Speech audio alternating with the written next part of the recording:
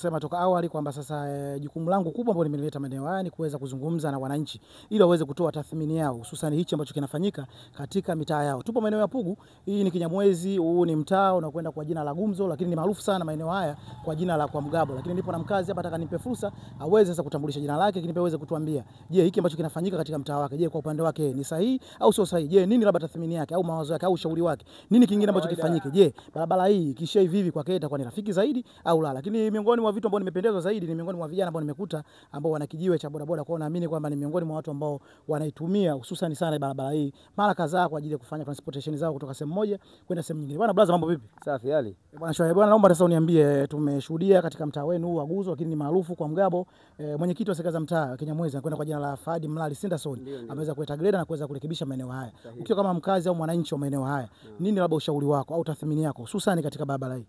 Kwa majina naitwa Ashrafu Ayubu Kiondi, ni mkazi wa Kinyamwezi maarufu Kwa Mgabo na ni bodaboda wa Kwa Mgabo. Okay. Kweli tumeona ujio wenu wa kutengeneza barabara, lakini bado tunasema kwamba haujakamilika. Okay. Lakini tunataka zaidi barabara iwekwe kifusi na isindiliwe vizuri. Okay. Na kwa nini labda hapo unasema kwamba barabara hiyo yani unapendezwa zaidi iweze kuwekwa kifusi, iweze kushindiliwa vizuri? Je, kwa awamu hii ya kwanza ambayo imeweza kufanyika, kwa wewe binafsi unahisi kwamba bado hajatibu tatizo ambalo lipo katika barabara hii? Kwa mimi binafsi kwa kweli bado hawajatibu, kwa sababu hapa mvua itakavyonyesha maana yake itakuwa ni tatizo kubwa sana, kwa sababu hata maji yatakuwa nakaa. Okay. Kwa itakuwa ni changamoto sana. Kwa hiyo uzuri zaidi iwekwe kifusi, wasindilie, itakuwa inapendeza zaidi. Hiyo lami nadhani itakuwa kwa baadaye, sio kwa sasa hivi.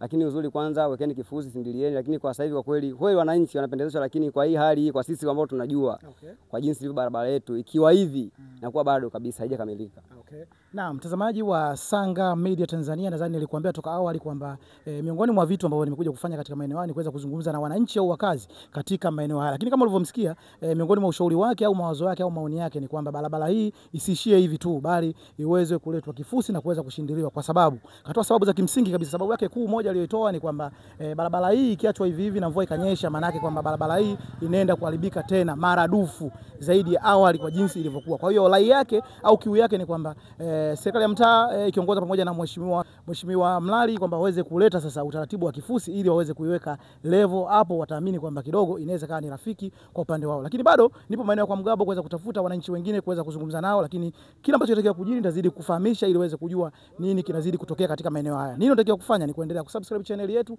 ili uweze kuwa kwanza kuweza kupata taarifa zetu mbalimbali. Shukrani sana. Karibu twende pamoja.